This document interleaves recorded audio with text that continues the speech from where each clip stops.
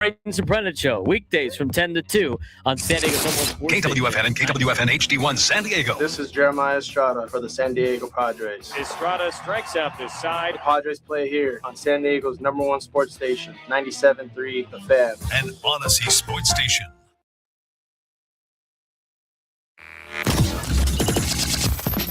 Hold on. What? Our day is not over just yet. Woohoo! USA! We have an action-packed hour for you 6 p.m. drivers. Would I rather be feared or loved? Easy, both. I want people to be afraid of how much they love me. Matt Skraby wraps up a full day of live and local sports talk. And that is the whole problem with aliens. You just can't trust them. Occasionally you meet a nice one, but usually they turn out to be some kind of big lizard. The Skraby Show starts now on 97.3 The Fan. Hello and welcome into the Skraby Show for June 17th, 2026. Thank you so much for joining me. The first of 2 Skraby shows this week, back to back. I will have one as well tomorrow night. Actually going to close out the week tomorrow night for the station. We have a company holiday on Friday for Juneteenth, so we will not be here on Friday, but we will all be back with you on Monday. So tomorrow night, Skraby Show, last live programming, show programming for the week for 97.3. The games are still going to go on as planned, and Sammy Love will be with you as planned. Well, that was a surprise. We were going to go Big Five. I'm going to have to save those questions for tomorrow. But the one thing about working in a radio station, and the one thing that has changed about radio as well is that you never know who's going to be in your radio station while you're there. And so years and years and years ago, I've told this story before, but years and years and years ago, I came here, I think it was maybe the first year that I worked here. So the building was brand new. They were having a bunch of concerts in the SDCCU sound space that we have here at the station. And so there was this whole concert on, I guess it's just a show. It's a small show for everybody. And there was a girl who was doing the show. I didn't know who she was or anything like that. After the show, I was getting in the elevator to leave, and she got on the elevator with her agent or something. And we go down, we have a nice talk and everything like that. And 2 weeks later, I see this girl on TV, and it was Billie Eilish. So that was interesting. I was in an elevator with Billie Eilish, and I had no idea. This was before she was massively famous, but still, it was funny finding that out later, because I wouldn't have acted any different, and I wasn't rude or anything like that, but maybe I should have known who she was, because I said to her that I didn't know who she was. Anyway, so here at the station, walk around the hallways, Uncle Teddy. So we brought him in. Hopefully you enjoyed hearing from Uncle Teddy. Check out his podcast, Leitner and Laz, and you can get more of those thoughts. You can watch the show if you would like. Just go to The Skraby Show on YouTube, at The Skraby Show. You can go to 97.3 The Fan on YouTube. Also, 97.3 The Fan on Twitch, at Matt Skraby on Twitter, MATTSKRA, B as in boy, Y, 97.3 The Fan SD on Twitter, and Facebook as well. San Diego says that is classic Skraby. It is. I've met a few famous people that I didn't know were famous, and that was interesting. I will not reveal the name of this person, because I'm not like that. I don't need to be, and it was kind of my fault. But I used to be an intern before, when I was first getting into radio. And basically, as an intern, you just do whatever they say. So one of my jobs was on Fridays. They would bring in comedians, and they would have the comedians come into the studio. And so I would wait for them to call the phone. I would go out there, and I would go get them from the front lobby, and then I would bring them back to the studio, ask them if they want water or coffee or anything like that. And so everything is usually always very good. And this one guy, this one comedian, comes in, and he brought his dog.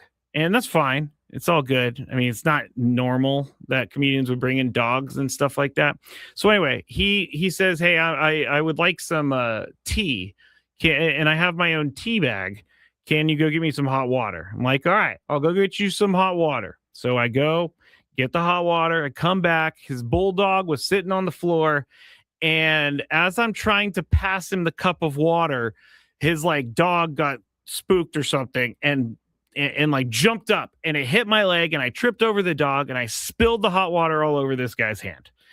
And this guy, you would have thought it was a life-threatening injury. And again, Brandon says, be a name dropper. I'm not going to be a name dropper. I will not be a name dropper because that's not fair, because he's not here to defend himself. But I'm not kidding when I say that he milked this. He even talked to the people that worked on the radio station and said, can you please let him know that it's not okay that he spilled hot water on me, even though it was his stupid dog's fault. So I'm like panicking because I just spilled hot water all over this guy. He's like crying because he said it hurt so bad. And he goes, where can I go? So I need some relief. And so we go into the bathroom and he puts his hand under cold water. It's not good enough for him. It's not good enough for him. It still hurts. I need more. I need ice. So I go get ice and I help him out with ice and I put the ice on my hand or on his hand, and he's holding it there during the interview. And during the interview, all he wanted to do was talk about how a kid that works on the show spilled hot water all over his hand. So he really, really, really took this to heart. It was by the end of it, because at first I was extremely apologetic. Of course I was. I mean, I'm not there to spill hot water on people. I was just trying to do my job, keep my head down. And this guy made a massive, massive, massive deal about it. And by the end of his stay at the radio station, it was at the end of the stay at the radio station, I was over it. I was like, man, this guy is a huge baby. This guy is a massive baby. Like, yeah, I've had hot water spilled on me before. And does it hurt? Yeah, it does hurt. It does. But am I going to make the when I got hot water spilled on me, it was like someone was putting out a cup of, well, it was coffee, but they spilled it on the counter. And so it rolled off the counter and onto my hand. And so it hurt, whatever. Did I make that person feel like, person feel like I almost murdered them? No, I absolutely did not. So that was not cool. I was not happy with that. Anyway, I say all that to say you never know who's going to be walking around the radio station halls. And Uncle Teddy was today. So if you missed it, go back to the last segment of Gwen and Chris around 5:40 and you will be able to hear that. Diesel says definitely Jay Moore, not Jay Moore. I do have a Jay Moore. Diesel's right. I almost did. I do have a Jay Moore story though. It's a fun story. Another Friday he would come in, or sometimes he would come in when he was doing his shows in San Diego, and Jay Moore likes to talk. And one time he didn't care that everybody had to, or that we had to go to break. He did not care. So for like legitimately 45 minutes, we did not go to break because he would not stop talking. And he goes, yeah, I'm not going to let you guys go to break. And so they just went for 45 minutes, and then we had to play spots for basically the rest of the show because we were unable to get Jay Moore to go to break, which what he was saying and all the stuff he was saying was hilarious. So it was like really fun. But then the radio part of it hits and you're like, oh man, how do I get it on all these spots without people turning off the radio station because there's too many in a row? But yeah, Jay Moore would not get up at all. And I don't know, longtime listeners might remember me as an intern with this show and all of that happened. Anyway, all right. Got past all of that. We have some stuff to talk about tonight. We're going to talk a little bit more about Michael King. And I think it's slightly concerning how Michael King has been pitching so far this year. He's had some great games, but mostly mediocre is probably not the right word. He's been average. He's not Michael King like. So we're going to dive into that a little bit, and we're going to talk about what's going on with Michael King and his numbers. We're also going to talk about why they're doing the opener thing, because I had a few questions like, why are they giving these guys openers and no one else gets openers? So we're going to talk a little bit about that as well. And then I think I have a massive good gripe. Massive good gripe? That's not the way I say it. I have a great gripe for tonight. I have a great gripe, and it's something very small. But even I told Adam before the show what it was, and he goes, that is the definition of a daily gripe. That is the definition right there. So that's the last thing we do on the show, and I will do it a little bit later. Oh, yeah, there's another story I need to get to as well. Boston has run out of beer, and I will tell you why a little bit later in the show. But if you're just getting in your car today and you're like, Skraby, start talking about the Padres. I really, really want to hear about the Padres. Well, here you go. They win 6-1 today. They scored a run in the first inning. They manufactured that run. Samad Taylor walked. Jackson Merrill singled him to third. And then Manny Machado hit a sac fly to get Samad Taylor in. Griffin Canning today got his first win as a Padre. He's now 1-5 on the season. Bradley Rodriguez was actually the opener of today. He went an inning, gave up a hit, struck out a batter, didn't give up any runs. Griffin Canning went 4 1/3, 4 hits, gave up only 1 run, walked 3, struck out 2. So as Chris said during his notes on a scorecard, Griffin Canning is going to have to figure out how not to walk the first hitter of each inning every single time. It just seems like that is what is happening with Griffin Canning. He gets himself into trouble. It's not like the other team is tearing the cover off the ball against him. He gets himself into trouble. Kyle Hart came out of the bullpen today, went 1 2/3, struck out 1, no runs. Jason Adam, 1 inning, no strikeouts, no hits, anything like that. He got a nice double play. And then Adrian Morejon gave up a hit in the bottom of the 9th, but he was able to close out the game. So there you go. Padres salvage the series, and I think salvage is the correct word, because when you think about how when you think about this series alone, because Baltimore, I am actually surprised that they won that series, just purely because of the way they have been playing lately, purely because of what I saw on Friday night when the Padres lost to the Orioles. But coming into this series, I was getting very, like, last night, and Chris was saying yesterday, maybe it's time to change the voice of the hitting coach. And I said, no, it's not time. And by the way, Craig Stammen said it's not time either. He was on with Ben and Woods a little bit earlier today for his manager's report. So you can go back and listen to that. But last night, when they were still without a base runner deep into the game, I almost had a breaking point, because it just is so incredibly frustrating that this team cannot realize their value, and this team cannot realize they cannot do what they need to do to get runners in. And today, 4 for 14 with runners in scoring position. That's still going to really, really affect you going forward. They left 10 hitters on base today. And you could pull the Matt Skraby thing, saying like, oh, well, it's nice that they had 14 opportunities in scoring position. Yeah, it is nice, and that still applies here. But, like, you have to be able to get those guys in on a more consistent basis, or else this team is not going to get to where they want to go, which is a deep playoff run, if not the World Series. I know that the current state of the team, and when you say World Series, you might think, okay, that's just a crazy dream of yours right now, but these guys are still quote unquote superstar players. Now, Fernando's coming back a little bit. He needs some more power, but Manny Machado is still hitting 177. Picked up a hit today. He's still hitting 177. If this guy gets going in any sort of way, the Padres offense is going to look that much better. I will take one of these guys to get going.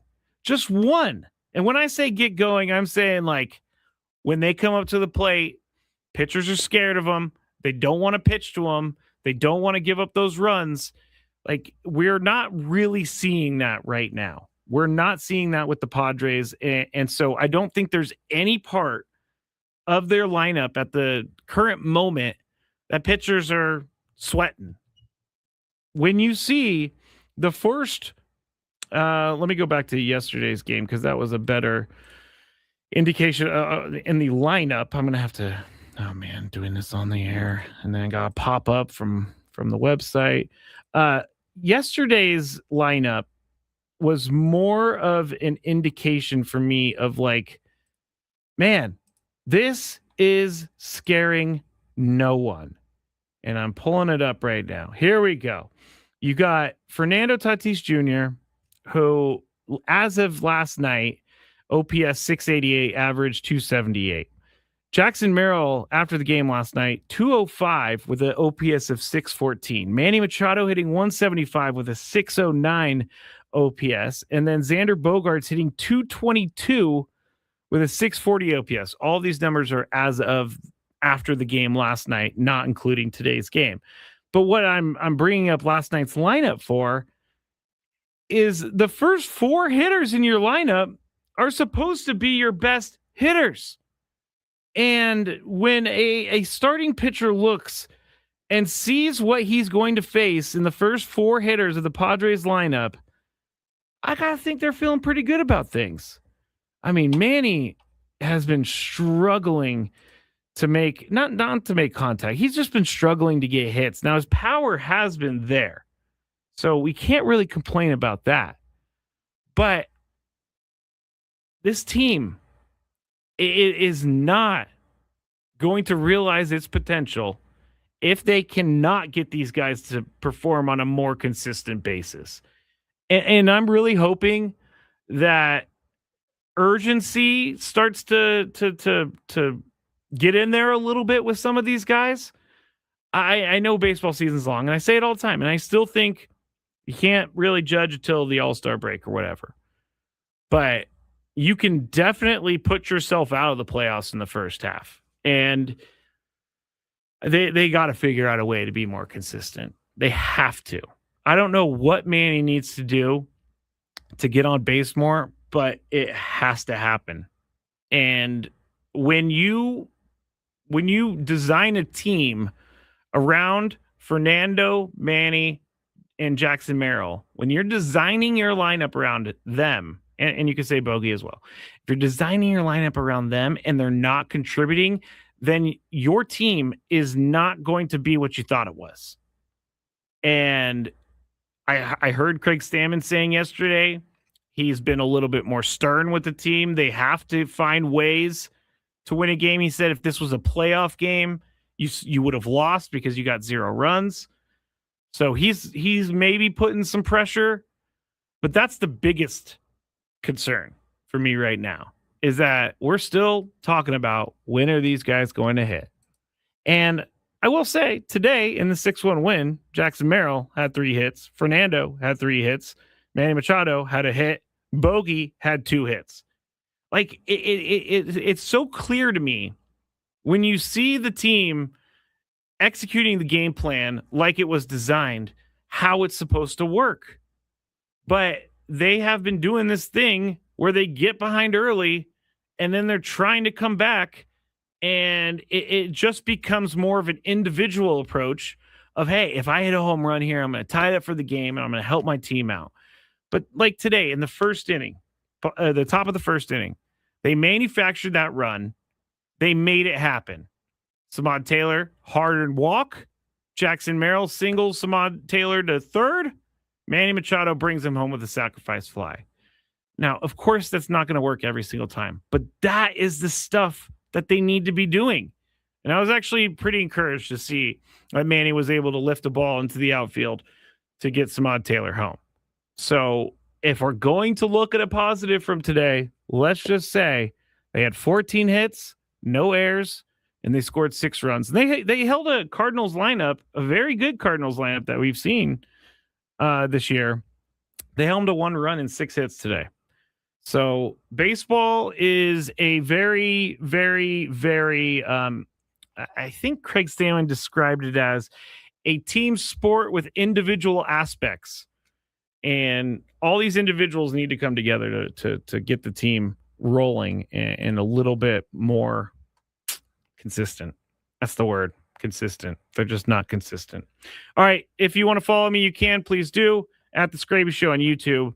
I've gotten more subscribers, so thank you to everybody who's subscribing. I'm actually getting excited now because I'm getting close to the number I need for me to do more things on YouTube. So at the Skraby Show, at 97.3 The Fan.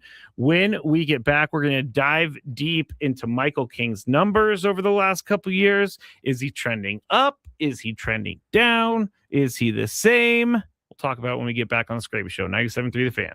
Hi, I'm John, and I'm a maintenance tech at GL Pools. I'm proud of what I do because I take care of more.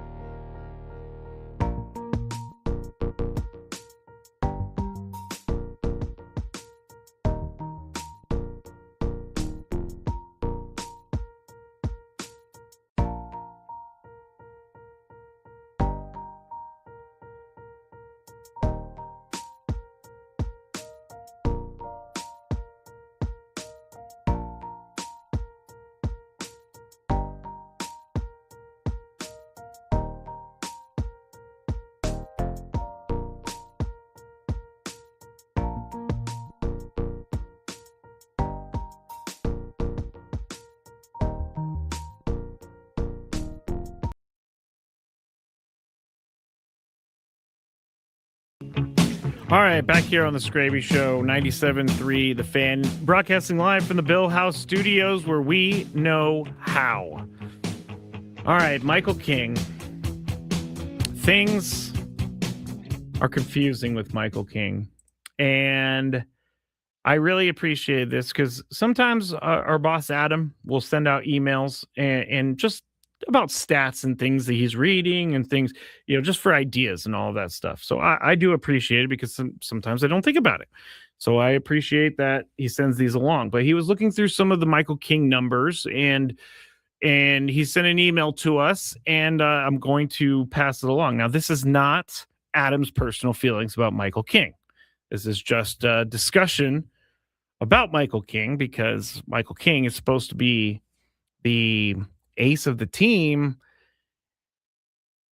He's not this year. I mean, I think Walker Buehler is probably the best starting pitcher that the Padres have right now. They did not expect for Walker. I mean, Walker Buehler, remember we were talking about spring training. Is he going to make the team? Well, now where would they be without him?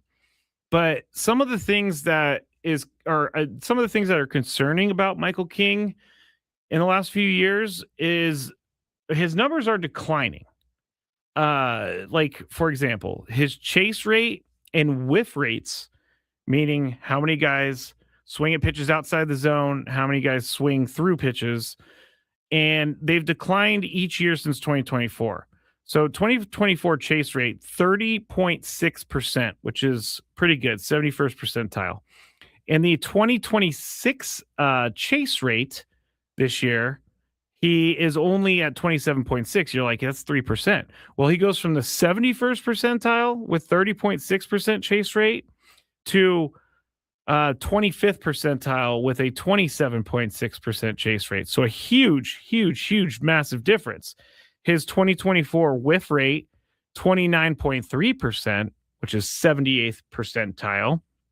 And the 2026 whiff rate, 25.6%, which is 54th percentile.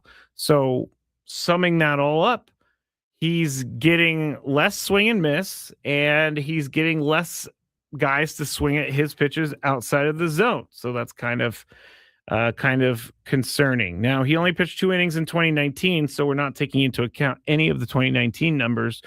His K per 9, meaning this is just an average number. How many strikeouts would he have if he pitched 9 innings on average? It's now career low 7.73, and it's been in decline for the past 4 straight years. His walks per 9 is matching his career high, 3.71. His strikeout to walk ratio has declined in 4 straight years, career low 2.09. His strikeout percentage is at a career low of 21%. His walk percent is at a career high of 10%. So with all of that said, is it time to worry about Michael King as a long-term option? I think Michael King seems like a guy who is going to figure this out. Although those numbers are telling me that he might be figuring it out, but it's not as good as it used to be. He was also a reliever in the first part of his career, so maybe he was a starter in 2024, so I can't really say that.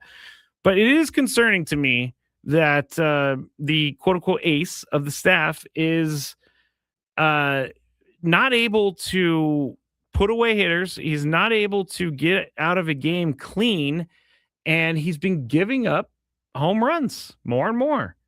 And that has to change if things are going to get better for Michael King. But numbers don't lie, and that there could be many different reasons for this. How teams are approaching Michael King. There's many different things, but to see that the numbers are going down each and every year, it doesn't make me feel great about the future. Now, do I think that Michael King can go on a heater and pitch 7 innings, strike out between 6 and 10 hitters, and give up 1 or 2 runs? Yeah, I absolutely think that Michael King can do it. But I think this team is full of those types of players right now. The Padres are full of players that are just not playing to their potential right now. And if these numbers keep declining, I don't know how much the Padres are going to be interested in Michael King going forward. Like, how much money are they willing to invest in Michael King coming off of an injured year last year, a year so far that's been average? I don't know if that's something that they're interested in.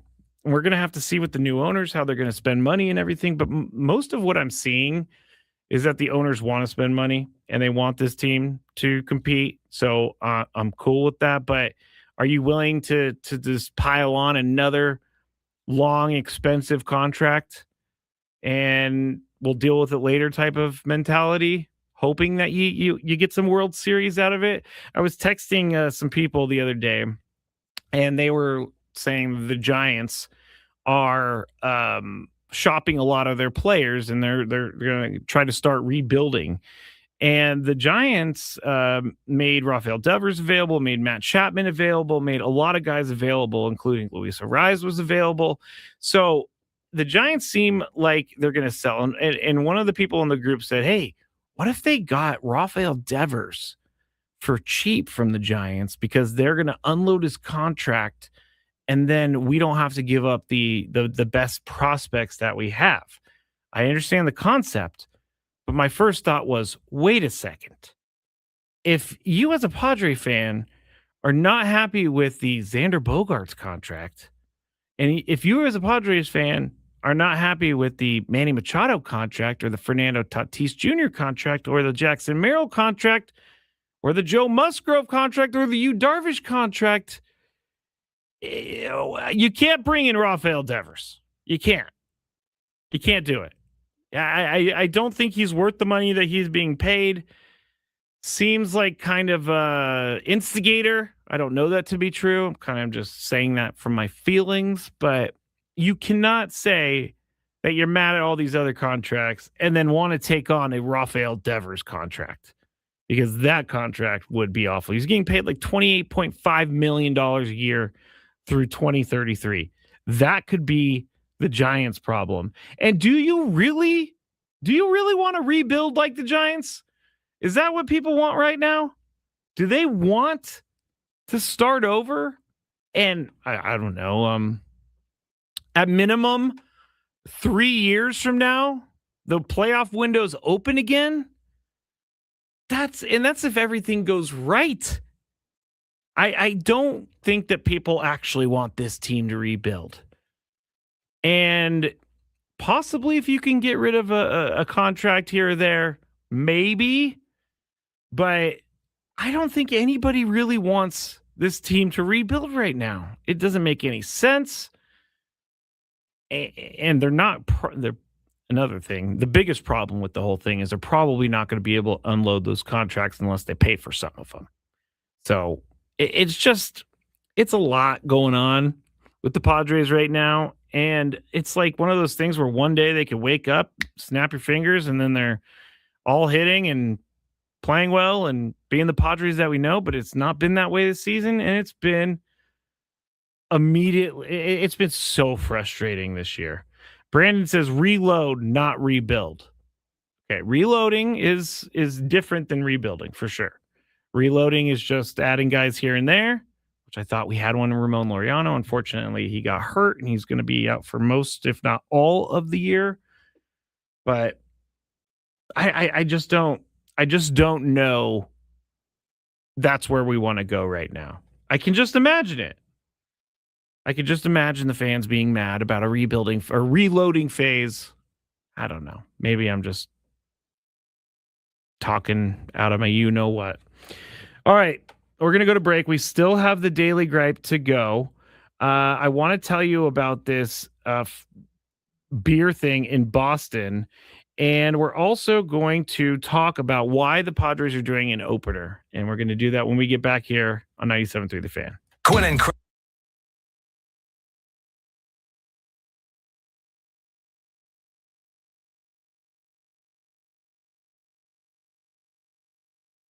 All right, it's time for the Beaver Nuggets. So the story is Somehow Buc-ee's got brought up. I think Frank brought it up. Yes. And it's a rest stop / mall / entertainment zone, super center. And someone said on the chat yesterday that they have like 100. They went to one with like 100 gas pumps, which is a lot, I guess. But while we were talking about this, Sam Levitt was in New York listening, and he goes, "Put me on, put me on, put me on." And so we put him on, and he's talking about how much he loves Buc-ee's. And so we got into the conversation, and it ended up being about the beaver nuggets. And so I had to order them because I find the name beaver nuggets very gross. I find it gross. But we're going to go with this. It's kind of like a Cheeto / a corn pop. It's like a cheese doodle. A cheese doodle. And we're going to eat them right now. I don't think these are bad, but here we go.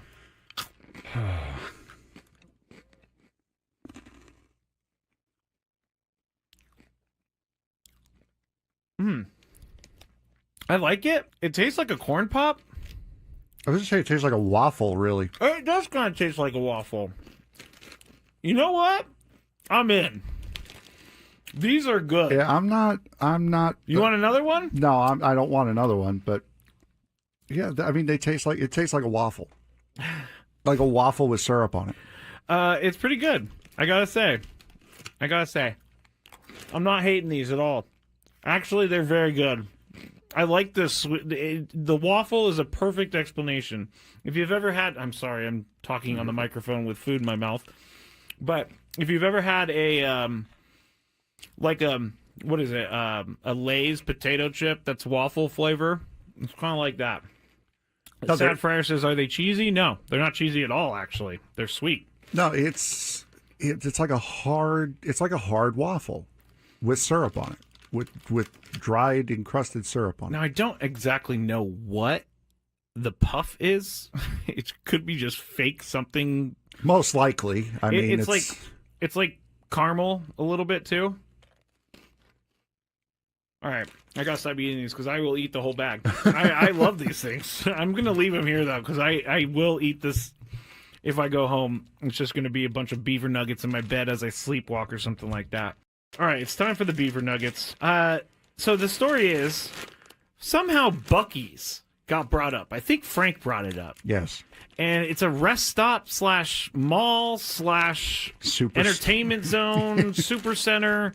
And someone said on the chat yesterday that they have like 100. They went to one with like 100 gas pumps, which is a lot, I guess. But while we were talking about this, Sam Levitt was in New York listening, and he goes, "Put me on, put me on, put me on." And so we put him on, and he's talking about how much he loves Buc-ee's. And so we got into the conversation, and it ended up being about the beaver nuggets. And so I had to order them because I find the name beaver nuggets very gross. I find it gross. But we're going to go with this. It's kind of like a Cheeto / a corn pop. It's like a cheese doodle. A cheese doodle. And we're going to eat them right now. I don't think these are bad, but here we go.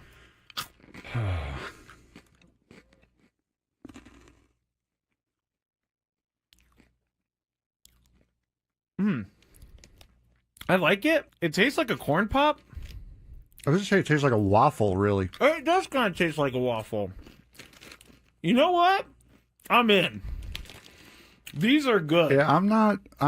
You want another one? No, I don't want another one. But yeah, I mean, it tastes like a waffle, like a waffle with syrup on it. It's pretty good. I gotta say. I'm not hating these at all. Actually, they're very good. I like this. The waffle is a perfect explanation. If you've ever had, I'm sorry, I'm talking on the microphone with food in my mouth. But if you've ever had a what is it? A Lay's potato chip that's waffle flavor. It's kind of like that. Sad Fryer says, "Are they cheesy?" No, they're not cheesy at all. Actually, they're sweet. No, it's like a hard waffle with syrup on it, with dried encrusted syrup on it. Now I don't exactly know what the puff is. It could be just fake something. Most likely. I mean, it's like caramel a little bit too.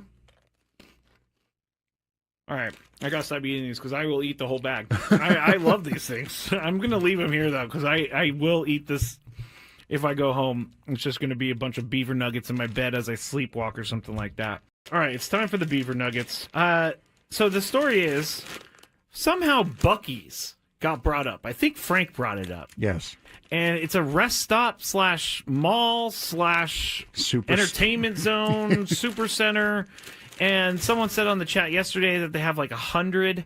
They went to one with like 100 gas pumps, which is a lot, I guess. But while we were talking about this, Sam Levitt was in New York listening, and he goes, "Put me on, put me on, put me on." And so we put him on, and he's talking about how much he loves Buc-ee's.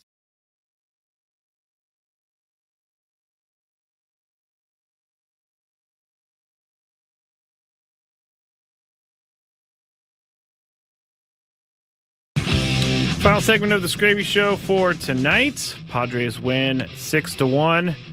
Griffin Canning gets his first win with the team. Things went well for the Padres today. Jackson Merrill hit a home run. There was some question as to whether or not it was fair or foul. Went down the right field line. They did a replay review. They determined it was still a home run. So Jackson Merrill got to celebrate in the dugout. I think it's funny, some of these delayed celebrations. I think it's kind of funny because everybody's like waiting for it to happen. It's the longest wait you would ever have to have before you get a confirmed home run. It was like a good 2, 3, 4 minutes. Anyway, we're going to get into why they use an opener at the Padres here in just a second, but I wanted to bring this story up because this is shocking to me. I cannot believe that this actually happened in Boston, but the parent company of Sam Adams, by the way, when I was a drinker, I haven't drank in nearly 10 years now, but when I was a drinker, did not like Sam Adams at all. Didn't like it at all. Like, if there was Sam Adams there, I wasn't drinking it. I don't know why. I just did not like Sam Adams. But Sam Adams, the Sam Adams Boston Tap Room ran out of their flagship beer, Boston Lager, because Scotland soccer fans in Boston drank 4 times as much as the bar usually sells. 4 times as much. So if you're saying, hey, is this World Cup having an economic impact on the United States? I could say it's having an economic impact on the United States if Scottish people have drank all of Sam Adams Boston Lager at their tap room. Like, literally at their brewery and all that stuff. Like, they make it, they could just bring it right in, and they could just... It should be never-ending Sam Adams, but Scottish soccer fans drank so much beer 4 times that they ran out. The people from the tap room said, "We have never seen anything like it." Scottish fan Dave Orr said, "The White Bull Tavern, there was no beer. The Scottish fans just drank the place dry, and all they had was Bud Light. Pretty much everything. We ran out of everything," said one of the guys from the White Bull Tavern. The fans have been unbelievable. They're great, fun drinking party, having a great time. But I just had to bring this up. I just had to bring this up because it is wild to me that Scottish soccer fans drank so much beer that Sam Adams ran out of it. That is crazy. Everybody, you got to say that. You got to say that is crazy. I've been watching the World Cup. I think the World Cup's, I love the World Cup. I don't know what it is about these global events that I am a huge fan of. The Olympics, the World Cup, I guess, like the World Fencing Championship, I'm not really that big of a fan of, but I will watch the Men's and Women's World Cup. I will watch the Summer and Winter Olympics, and I get excited. A little bit of country pride with our team playing the way that they did last Friday night. So see what they do this Friday. But so far, so good with the World Cup. Some good games. Messi had a hat trick last night, so It's pretty cool, actually, to see someone at his age doing the things that he is doing. So, World Cup has been pretty good so far. Pretty good. Quick note, the Padres this week surpassed 3 million tickets sold for 2026, meaning this will be the fourth consecutive season attendance exceeds 3 million. The only other time they did so was 2004, which was the first year at Petco Park. The only other teams, and this is where Padres fans need to give themselves a huge pat on the back. The only other teams to draw 3 million every year since 2023 are the Dodgers, the Phillies, and the Yankees. What do those teams have in common? They are the quote unquote big market team. So the Padres, little old small market Padres, doing things that the big market teams do. Novel concept, huh? Novel concept to leave it to a small market to take on the big markets. But really, honestly, Padres fans should pat themselves on the back for that, because last I checked, we're not even halfway through the season, and they've already sold 3 million tickets. So that is also the word of the segment, I guess, is going to be that is wild that they've already done that. So good job, Padres fans. Good job on that. The opener thing. So we've seen it twice this week.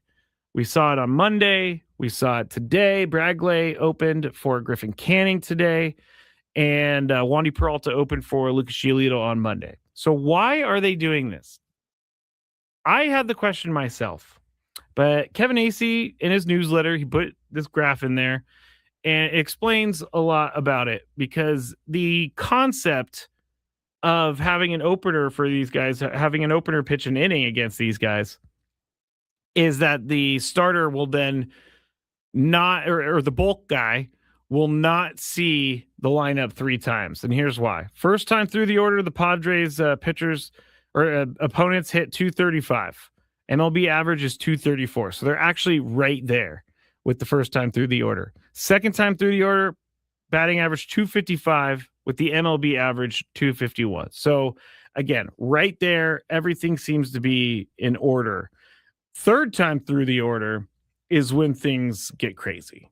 And this is why they're doing the opener thing, so that these guys don't have to face the top part of the order for the third time. Third time through the order, the Padres, or the average against, is 284, and the OPS is 824.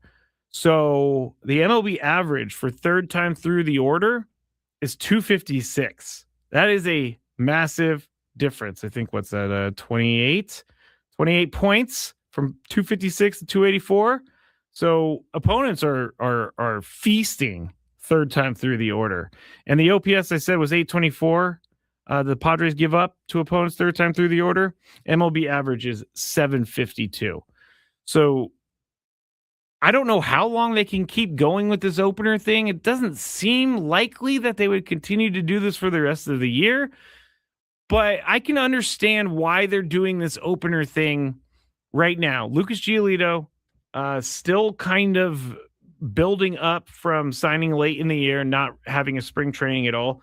Griffin Canning, he's at like 8 or 9 starts now, so he's probably built up, but he has not been able to get guys out, and he's been walking a lot of guys. So I think that's why he just plain struggled since he's started with the team.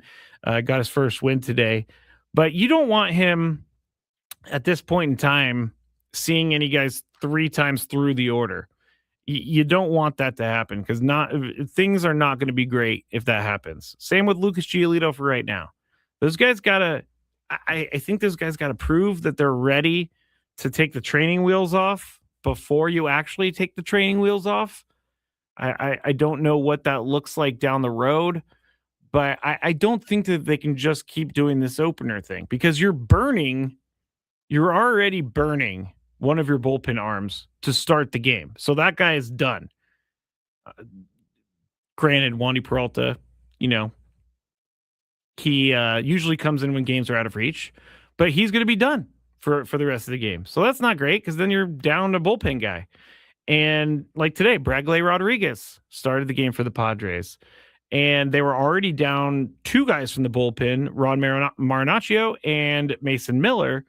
So now you're down 3 guys in the bullpen for the rest of the game. So it was very important for Griffin Canning to get that 4 1/3. But that's why I don't think it can continue on through the rest of the season like that, because you can't just burn one of your bullpen arms to start the game twice a week. You can't do it. It's going to put you in really, really bad spots. And you don't want to be in bad spots. Last note, and this is a note on the Padres, and this is a positive note. We're going to do Padres therapy tomorrow, but this is a positive note before you go into the Daily Gripe. I want to make sure people are happy. Since the beginning of June, Fernando Tatis Jr. has had 6 multi-hit games with 2 3-hit days and 1 4-hit day. That's in the 17 days in the month of June. Again, 6 multi-hit games, 2 3-hit games, and 1 4-hit game. He is now hitting .284 on the season, and his OPS has finally creeped up over that 700 mark. So if we're going to latch onto a positive, we're going to latch onto it. This is it right here. Yes, he has 2 home runs. I don't really care right now. I just need him I need him to hit the ball hard, and I need for him to get results so he can continue to keep a good head about this. But things are starting to work out for Fernando. Samad Taylor batted in the 2nd spot today, by the way. He got a hit. He walked, and he scored the first run. He's hitting .343 in his short time with the team with an OPS of .867. So Samad Taylor, he might be here to stay for a little bit. If he continues to do stuff like that, get on base, be in the mix of everything, he's going to be on this team for quite some time. What's annoying Skraby today? Let's find out. It's time for the Daily Gripe. So I told you guys, before I get into my actual Daily Gripe, I told you guys a few weeks ago about the guy who was on like the electric dirt bike who came by me, and I got real mad because he almost hit Lucky, and I started yelling profanities at him. And so I saw that guy again. And guess what? He wasn't riding his bike that fast. He was wearing a helmet, and he was very respectful. I don't even know if he put 2 and 2 together. Maybe he did, because Lucky is a kind of not unique dog, but he's a golden retriever husky. So he is black and white. He looks like a golden retriever, but he's kind of like an orca, is what I'm trying to say here. He's kind of like an orca. So I don't know if I changed something about it, but I'm hoping I did, because he did not come rolling around the corner at 500 miles an hour and nearly hit me and my dog. So I didn't say anything today. He went by slowly. Still not supposed to be on the trail. Says on the sign, no motorized vehicles. And again, that is a motorized vehicle. All right, here's the actual gripe. Now I'm going over, and I didn't want to do that. Here is the actual gripe. I need to move this because I'm not going to make it. Sorry, Adam. All right, here's the actual gripe. Now, I've been trying to make all of my lunches at home before I come in here, but lately I've been having to stop at the Vons down the street and other grocery stores in the area, because I just get like a pre-made salad or something like that. You know, one of those things you walk in and it's already made for you, like a chef salad, or they have this new like Nashville spicy chicken salad. Here's the gripe. Why do the pre-made salads, why do they put the dressing underneath all of the lettuce? Why? I do not understand it. So now I have to go and like dig my hand through the lettuce to get the packet of salad dressing, like put all the lettuce back into the little bowl, and then have to, clean up all of the things that fell out of the bowl. And then I have the toppings. That now need to go on the salad. So the daily gripe is this, and this is a daily gripe. Why do they put the salad dressing in pre-made salads under the lettuce? It's ridiculous. I don't want to put my hands in my salad before I eat just to get the dressing. And then how, if I am eating, what if I don't know that the dressing's there and I eat the dressing? It's just terrible. It's just terrible. Please, pre-made salad companies, start putting the salad on top, or the dressing on top. Put the dressing on top. All right, that's it for the Skraby Show. Thank you to everyone. I'll be back tomorrow night. Roundtable starts at 9 a.m. Bennett Woods at 6 a.m. On the first pitch of the year.